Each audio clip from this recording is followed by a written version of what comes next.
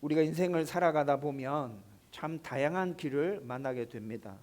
어떤 길은 너무 재미없지만 계속 가야 하는 길을 만날 때도 있고, 또 절대 피해야만 하는 길 만날 때도 있죠. 힘들지만 꼭 가야 하는 길을 만날 때도 있습니다. 그리고 아주 가끔은 지름길을 만나기도 합니다.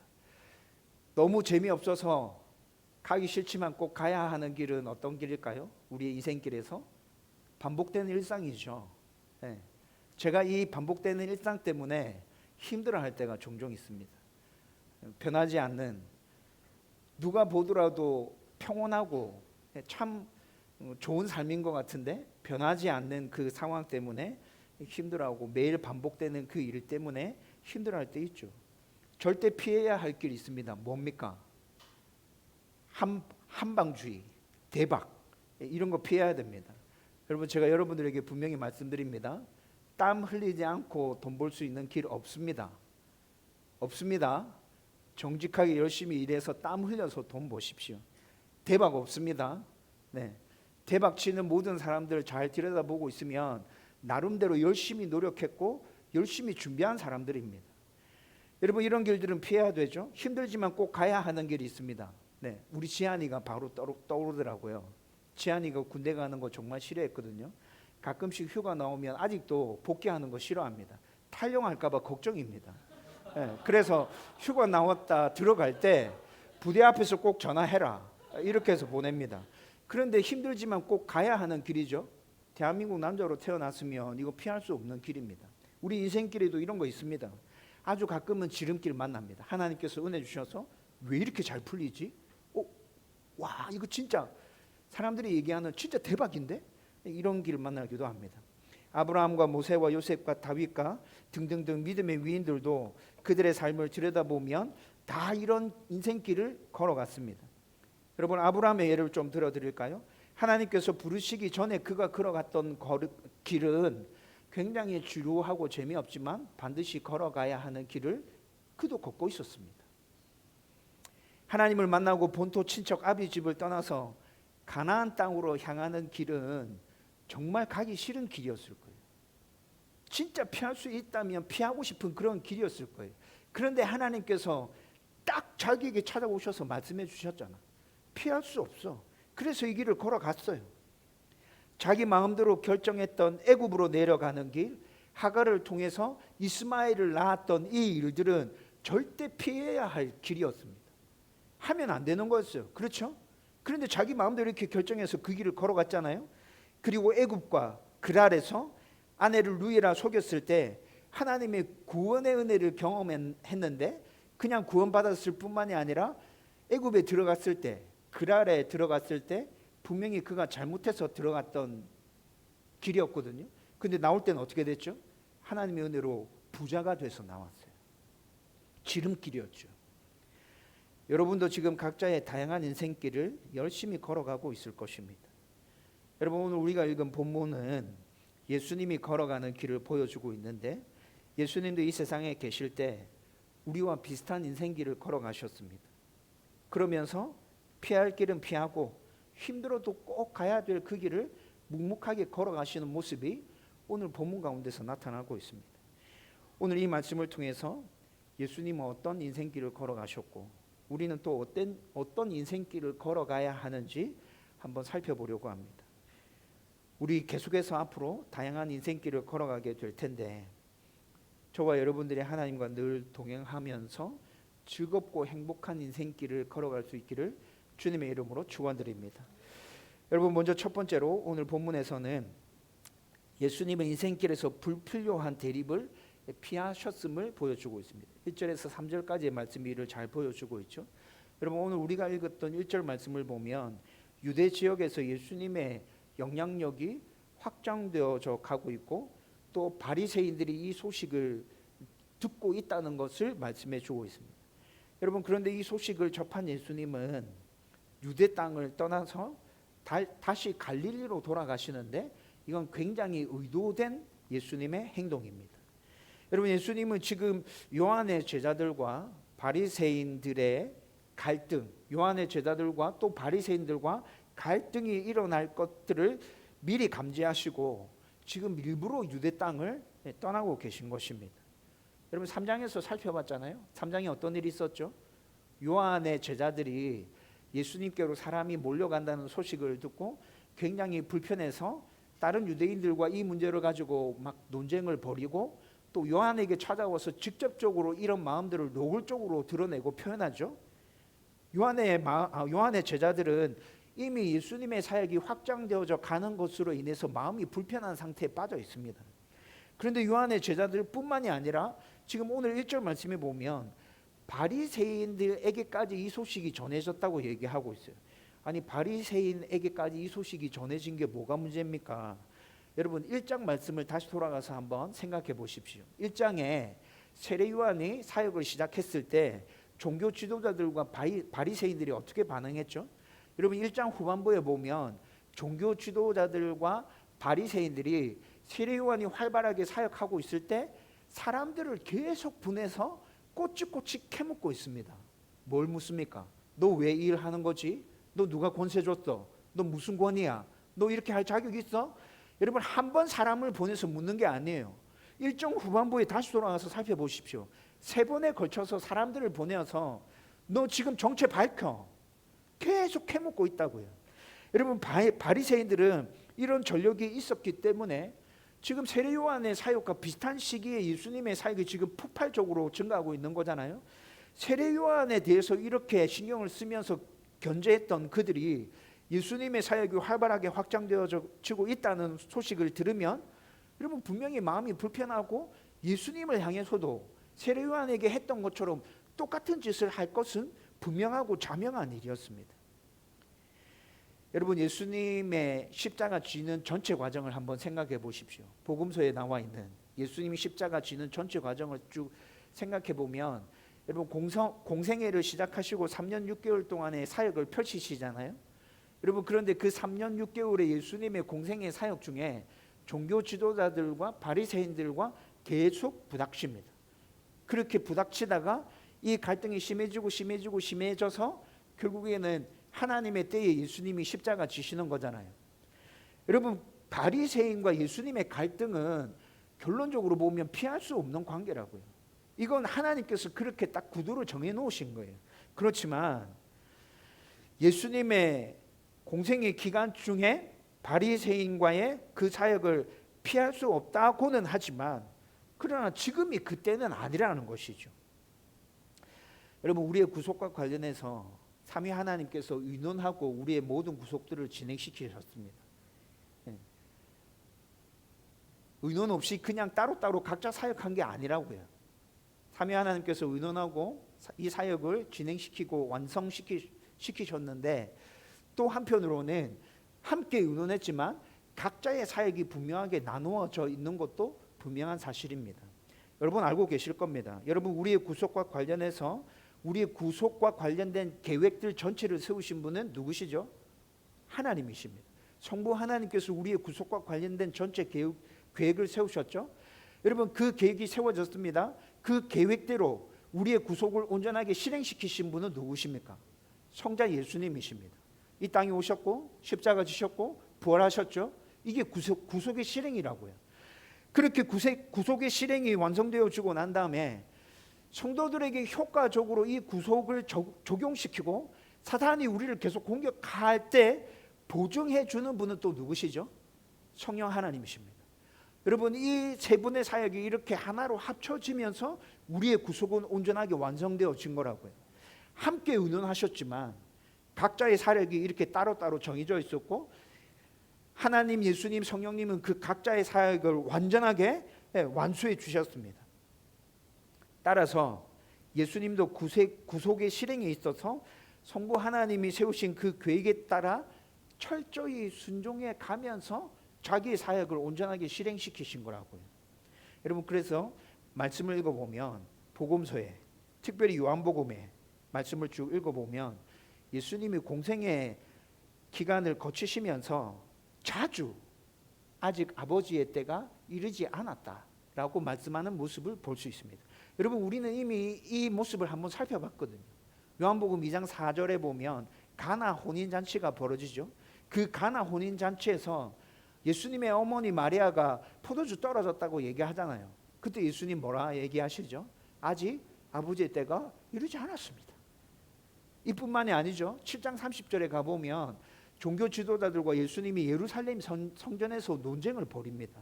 논쟁을 벌이는데 이 논쟁 끝에 종교 지도자들이 너무 화가 나고 분노가 치밀어 올라서 예수님을 돌로 치려고 하는데 그렇게 하지 못했습니다.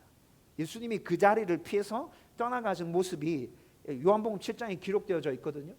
그 사건이 마무리되면서 똑같이 말씀합니다. 아직 아버지의 때가 이르지 않았다. 8장 20절에 가보면 가늠한 여인을 사람들이 잡아오죠. 그 가늠한 여인들 예수님 앞에 데려다 놓고 돌로 칠까요 말까요 시험하면서 물어봅니다. 여러분 이 사건 아시죠? 이 사건의 끝에도 주님께서 말씀하십니다. 아직 아버지의 때가 이르지 않았다. 오늘 본문도 마찬가지입니다. 아직 하나님의 때가 이르지 않았습니다. 예수님께서 십자가 지셔야 될 때가 아니라는 것이죠. 여러분 본문의 상황은 예수님의 공생의 초반부에 일어났던 일이죠. 예수님이 공생이 시작하시면서 초반부에 어떤 일을 주로 하십니까? 하나님의 나라와 복음을 사람들에게 계속 전파하시거든요.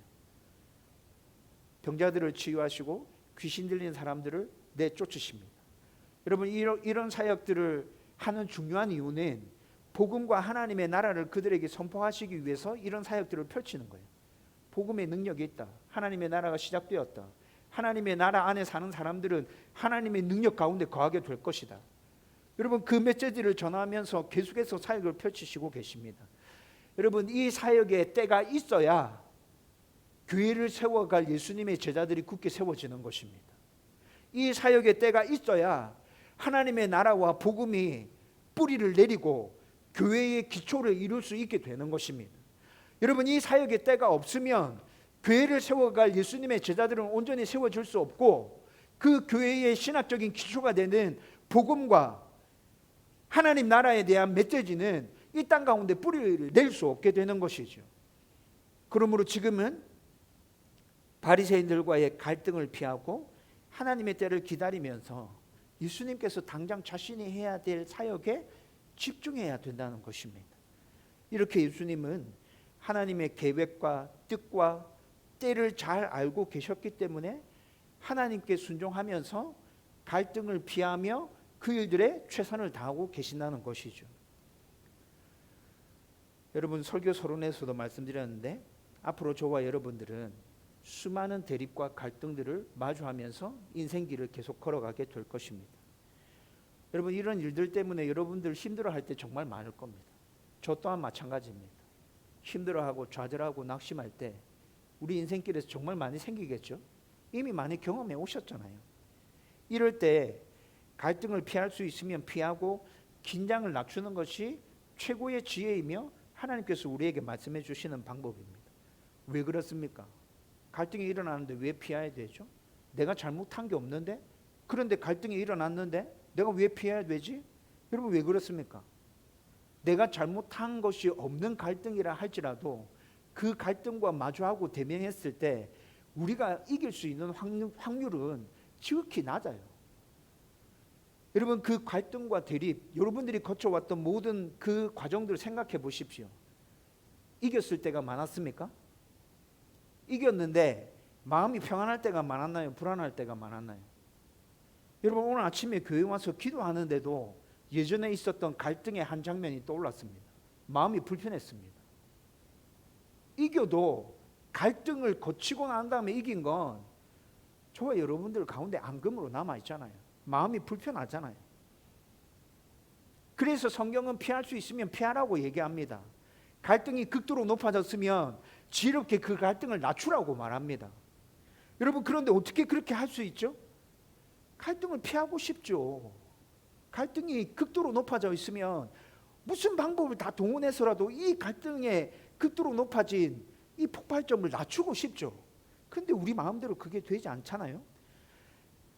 갈등을 피하고 그 갈등의 긴장을 낮추기 위해서는 내가 누구이며 무엇을 위해서 이 땅을 지금 살아가고 있는지 자기 인식과 자기 사명이 분명해야 우리는 그 일들을 감당할 수 있습니다. 여러분 예수님의 모습을 한번 생각해 보십시오. 예수님 오늘 본문에서 갈등을 피하고 있죠. 예수님이 왜 피하셨다고요? 자기 존재가 무엇인지 자기 자신에 대한 인식이 예수님 분명하셨기 때문에 갈등을 피해가는 거죠. 예수님은 지금 자기 자신이 이 땅의 구원을 이루기 위해서 오셨음을 분명하게 알고 계시는 거예요. 십자가 지셔야 되는 게, 십자가 지시고 부활하는 게 자기 사명이라는 걸 지금 예수님 분명하게 알고 계시는 거예요. 그래서 이 자기 인식과 자기 사명을 분명하게 알고 계시기 때문에 갈등이 일어났을 때 피하게 되는 거죠. 지금은 때가 아니야. 아직까지 기다려야 돼. 힘들지만 아직까지 참아야 돼. 분노가 치밀어 오르지만 지금 이 분노를 터뜨려서는 안 돼. 여러분 예수님께서 그렇게 참고 인내하고 모든 상황들을 스스로 알아서 피하시면서 하나님의 때에 맞추어 가고 있는 것이라고요. 자기 인식과 사명이 분명하다면 피해야 할 때와 맞서야 할 때를 정확하게 분별할 수 있습니다. 여러분 오늘 칼럼을 읽어보십시오. 이런 지혜에 대해서 오늘 칼럼을 적었는데 무조건 피하라고 말씀드리는 거 아닙니다. 여러분 성도라고 무조건 피하면 안 됩니다. 그렇죠? 맞서야 될 때가 분명히 있습니다. 근데 목사님 그 맞서야 될 때를 언제 우리가 깨달을 수 있죠? 자기 인식과 자기 사명이 분명하다면 언제 맞서야 할지 우리는 분명히 깨닫게 됩니다. 여러분 예수님의 모습에서 그 모습도 나타나잖아요. 성전 청결의 사건을 한번 떠올려 보십시오. 예수님이 분노하시죠? 채찍을 만들어서 상인들을 치잖아요. 상들을 뒤엎잖아요. 자기 인식과 자기 사명이 분명하다면 그렇게 분노를 터뜨리면서 맞서야 할 때 여러분 분명히 깨달을 수 있을 것이라고요. 그리고 마주해야 된다면, 어쩔 수 없이 마주해야 된다면 최대한 긴장을 낮출 수 있도록 최선을 다해야 합니다. 긴장을 낮추는 방법은 하나님의 지혜입니다. 그래서 우리는 힘들고 어려운 일들을 만날 때 하나님의 지혜를 구하면서 도움을 구해야 한다고요. 하나님의 지혜가 내 안에 있게 해주십시오.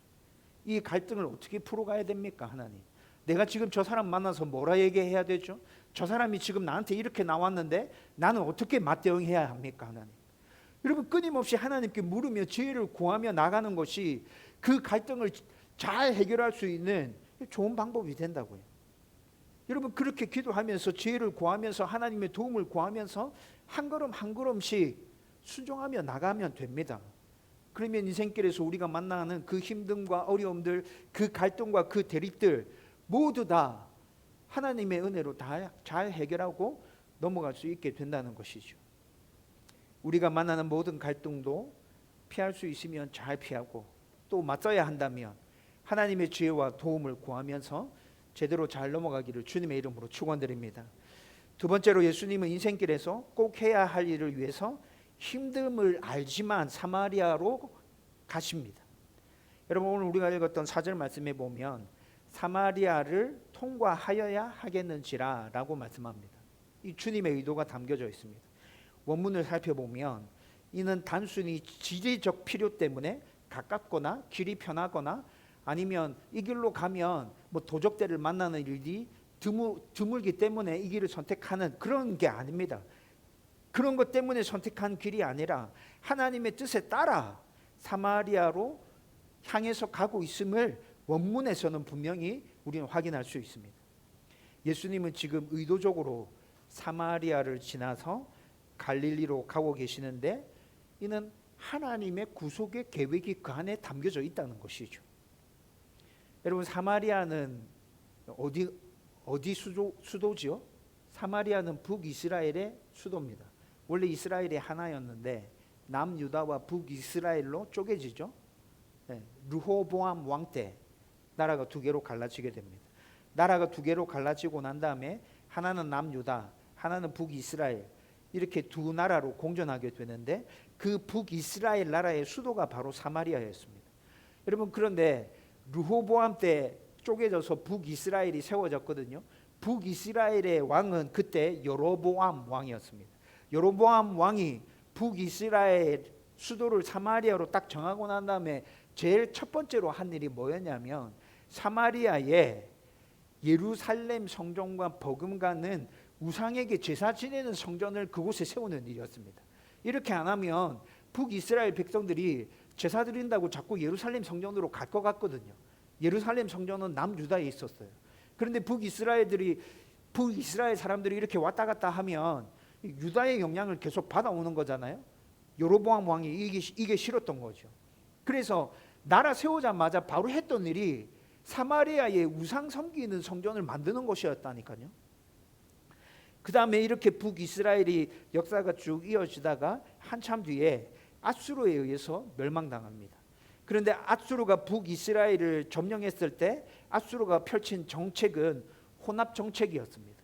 그래서 아수르가 이때 이 당시에 강대국이었는데 아수르가 점령한 다른 나라 사람들을 사마리아로 끌고 와서 유대인들과 혼혈 혈통을 만들어 버린 것이죠. 유대인들을 또 끌어다가 다른 나라 보내고 이렇게 혼합 정책을 폈다고요. 따라서 유대인은 사마리아인을 종교와 혈통에 있어서 모두 다 순수하지 못한 더럽고 부정한 이들로 치부해 버렸습니다. 종교적으로는 이미 사마리아의 우상을 섬기는 성전이 세워질 때 종교적으로 니네들은 막 간 거야. 우리는 니네들과 같이 할 수 없어. 여러분, 유대인들이 이렇게 선을 그어버렸다고요. 그런데 아수르에게 점령당하고 난 다음에 혈통마저도 혼합으로 되고 난 다음에 이 선이 더 뚜렷하게 그어진 것이죠. 종교적으로 혈통적으로 우리는 진짜 니네들이랑 함께 할 수 없어. 여러분, 이렇게 돼버린 거죠. 이 때문에 유대인과 사마리아인은 서로 치열하게 대립했고 유대인들이 이런 모습이 더 심각하게 나타났는데 사마리아 땅조차도 밟지 않으려고 했습니다. 그래서 편하게 갈 수 있는 길을 놔두고 삥삥삥 둘러다녔다고. 사마리아 땅을 밟지 않기 위해서. 그런데 예수님은 의도적으로 지금 이 사마리아 땅을 향해서 걸어가고 계신 것입니다. 그리고 또 오늘 사건이 일어나고 있는 수가라는 동네에 대해서 한번 살펴보십시다.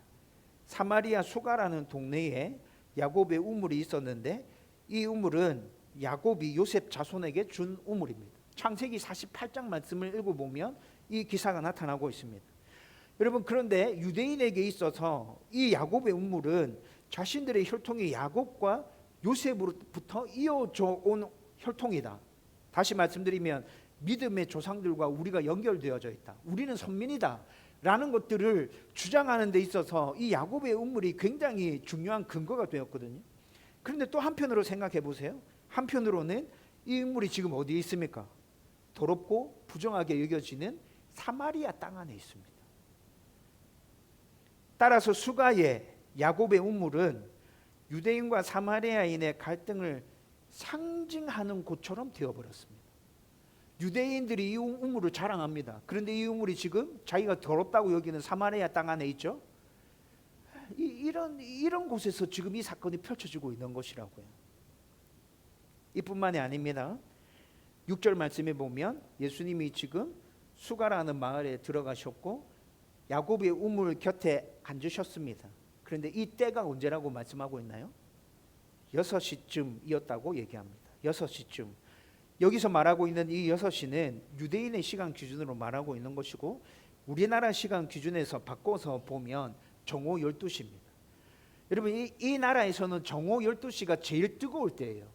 우리나라 여름 이제 좀 전에 지나갔는데 우리나라에서는 언제가 제일 뜨겁죠? 여름에 2시에서 4시 사이. 여러분, 이때 햇볕이 가장 강하잖아요. 그렇죠? 그래서 이때는 나가지 마라 합니다. 여러분, 온도 진짜 높게 올라갈 때 방송에서 계속 얘기하잖아요. 뜨거울 때는 될 수 있으면 안에서 활동해라. 밖에 나가서 일하지 마라. 특히나 노인들 밖에 나가지 마라. 여러분, 계속 뉴스에서 방송에서 보내주죠. 여러분, 이때 이 당시에 이스라엘의 기준으로 봤을 때 정오 12시는 가장 햇볕이 뜨거울 때입니다. 우리나라만큼이나 기온이 올라가죠. 거의 40도에 육박합니다. 그래서 사람들이 잘 다니지 않는 때입니다. 그런데 사람들을 만나고 싶지 않은 사연이 많은 한 여인이 이때 우물물을 깃기 위해서 나옵니다. 예수님은 지금 그 여인을 만나시려고 하는 것이죠. 계속 뒤에서 살펴보게 될 거예요. 여러분, 지금까지 설명했던 거 종합해 보십시오. 예수님이 지금 사마리아를 통과해서 갈릴리로 가고 계신 것, 수가라는 마을에서 지금 이 사건이 펼쳐지고 있는 것, 그것도 정오 12시에 한 여인을 만나려고 하는 것, 여러분 이 모든 것들이 의도되어져 있다는 생각이 들지 않으십니까? 분명히 의도되어져 있습니다. 하나님의 구원의 역사가 지금 이렇게 진행되어져 가고 있는 것이라고요. 예수님은 지금 하나님의 뜻에 순종해서 유대와 사마리아와 땅끝까지 하나님의 복음을 전하는 일을 하고 계신 것입니다. 그리고 인성을 가졌기 때문에 6절 말씀에 보면 피곤하여 이렇게 말씀합니다. 예수님 피곤하셨어요. 우리와 똑같은 몸을 가지고 계셨단 말이에요. 내리쬐는 그 햇볕에 사마리아 길을 걷는 건 예수님께도 정말 힘든 일이었어요. 그런데 그 힘든 몸을 이끌고 꼭 만나야 할 한 사람을 지금 수가 야곱의 우물에서 만나고 계신 것입니다. 예수님의 이런 모습은 예수님이 유대인의 길을 걸어가고 있지 않다는 것을 분명하게 보여주고 있습니다. 여러분 지금 예수님은 유대인의 길을 걸어가고 있는 게 아닙니다. 당시 존재했던 사회적, 종교적, 민족적, 인간적인 장벽들을 다 깨부시고 또 사람들의 비판과 많은 어려움들이 있을 줄 알지만 하나님의 길을 걸어가고 계신 것입니다. 내가 걸어가야 되는 길은 이 길이다. 유대인의 길이 아니라 하나님의 길을 걸어가고 계신 것이라고. 이렇게 예수님은 일부러 사마리아로 들어가셨습니다. 그 길은 힘들고 불편한 길이었지만 하나님의 길이었습니다. 우리가 걸어가는 인생길도 마찬가지입니다. 불편하지만 힘들지만 반드시 걸어가야 할 사마리아로 향한 길이 있습니다. 피하고 싶은 관계가 있고 멀리하고 싶은 사람들이 있고 하기 싫은 일이 있고 부담스러운 자리가 있습니다. 분명히 있습니다. 그러나 그곳이 하나님이 보내신 곳이라면 모든 상황에서 일부러 그런 선택을 할 필요는 없습니다. 그런데 분명히 그곳이 하나님이 보내신 곳이라면 그곳에 저와 여러분들의 사명이 있습니다. 하나님 맡기신 일이 있다는 것이죠. 참된 신앙은 그 불편함을 견뎌내는 것입니다. 그 힘듦을 참고 그 힘든 모든 과정들을 이기고 넘어가는 게 참된 신앙이라는 것이죠.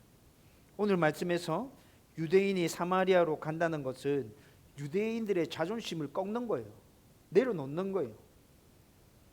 이 세대를 살아가는 우리들도 참된 신앙인의 삶을 살고 싶다면 우리의 자존심 내려놔야 됩니다. 편견을 내려놓아야 됩니다.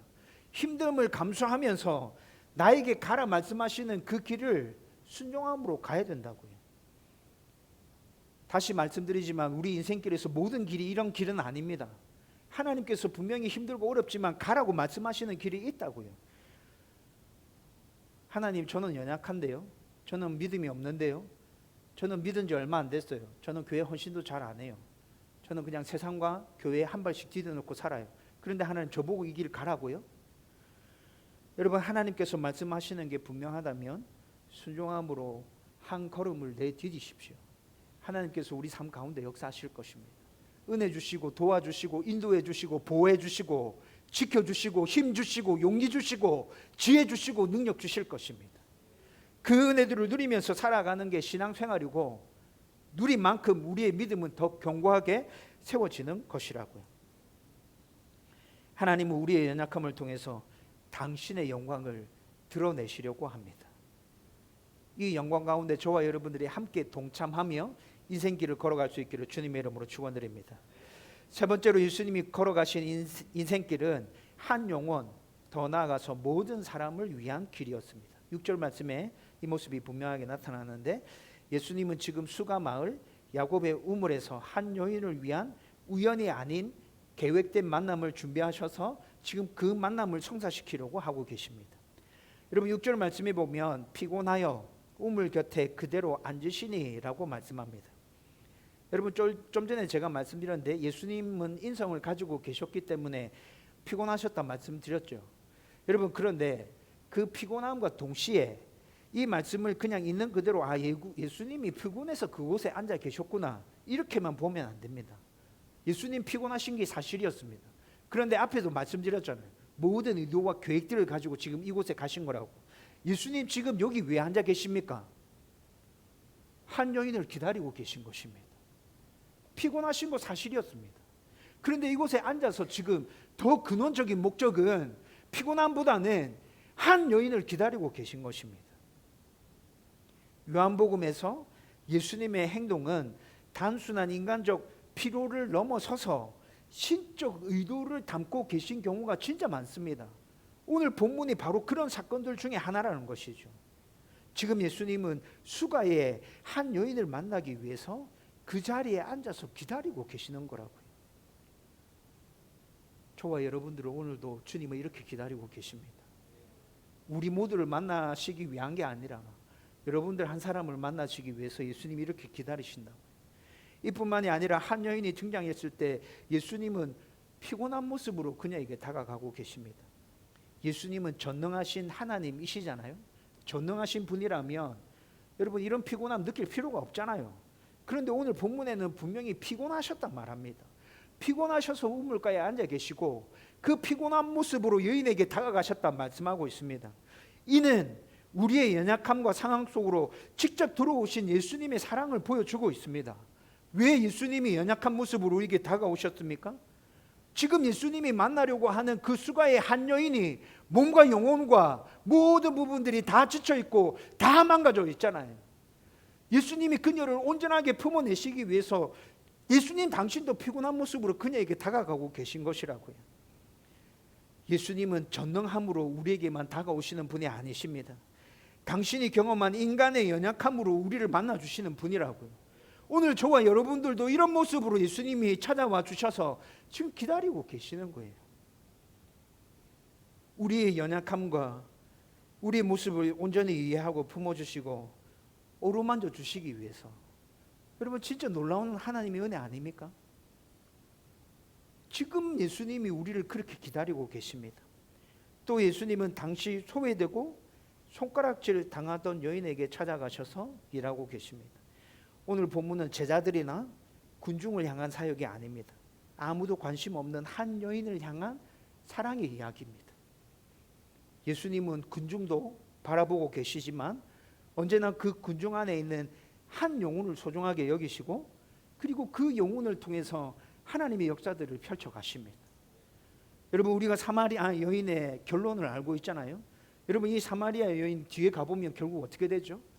예수님을 인격적으로 만났습니다. 그리고 마을로 뛰어 들어갑니다. 그 여인이 마을 사람들을 몽땅 데리고 예수님께로 나오죠. 여러분 한 여인이 사람들이 주목하지 않는 관심 없는 소외된 그 여인이 이렇게 바뀌어서 사람들을 예수님께로 인도하고 있잖아요. 우리의 인생길에서 자주 거창한 일, 큰 사역에만 관심을 가지는 우리의 모습을 발견할 때가 있습니다. 그러나 예수님은 우리의 삶 속에서 한 사람을 기다리게 하고 또 한 영혼을 귀하게 여기시며 그 영혼을 통해서 당신의 일을 펼쳐 가시려고 계획하고 있습니다. 그 한 사람을 위해 삼위 하나님께서 일하셨고 또 우리를 통해서 그들을 품게 하고 복음을 전하게 하는 것이죠. 가정과 직장과 교회 또 이웃 속에서 나에게 붙여주신 그 한 사람에게 다가가는 것이 바로 예수님께서 걸어가신 그 길을 우리도 똑같이 걸어가는 것입니다. 예수님이 지금 나도 그렇게 기다리고 계신다. 나 한 명을 위해서, 나 하나를 위해서. 내가 겪었던 모든 아픔과 모든 상처와 모든 힘듦들을 예수님이 다 알고 이해하시며 나를 기다리고 있다. 사람들이 알아주지 않는 나, 소외된 나. 그러나 하나님은 나한테, 예수님은 나한테 관심을 가지고 계신다. 저와 여러분들이 이 믿음과 이 확신을 가지고 예수님이 걸어가셨던 그 길 우리도 똑같이 걸어가는 은혜가 넘쳐나기를 주님의 이름으로 축원드립니다. 여러분 이제 말씀을 정리하려고 합니다. 오늘 우리는 예수님이 걸어가신 인생길을 쭉 한번 살펴보았습니다. 예수님은 불필요한 대립이 생겼을 때 그 대립을 지혜롭게 잘 피하셨습니다. 반드시 가야 할 길이 생겼을 때 그 길이 힘들고 어렵다는 걸 아셨지만 꿋꿋하게 그 길을 걸어가십니다. 그리고 그 길 위에 하나님의 뜻이 있음을 분명하게 우리 가운데 보여주시면서 너희들도 그 길을 똑같이 걸어가라. 힘들고 어려울 거야. 근데 내가 함께 해줄게 라고 말씀해 주시고 계십니다. 여러분, 제가 이 설교를 준비하면서 여러분 잘 아실 텐데 짐 엘리엇 선교사 이야기가 계속 생각나더라고요. 이 설교를 준비하는데 짐 엘리엇이 예수님이 걸어가신 그 길을 걸어간 사람이구나. 이 시대에 그가 그 길을 걸어갔구나. 설교 준비하는데 계속 그 생각이 떠올랐어요. 여러분, 짐 엘리엇의 이야기를 알고 계시죠?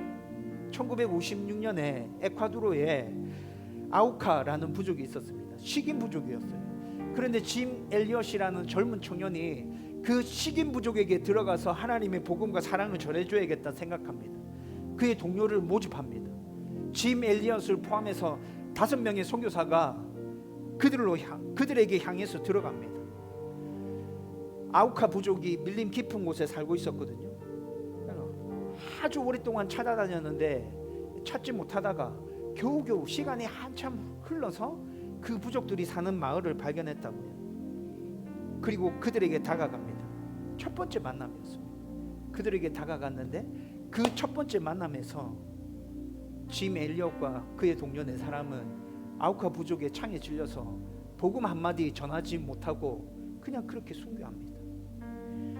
여러분, 이때 이 당시에 짐 엘리엇이 28살이었습니다. 그의 동료들이 20대 후반 30대 초반이었습니다. 전부 다 휘튼 대학교 졸업했어요.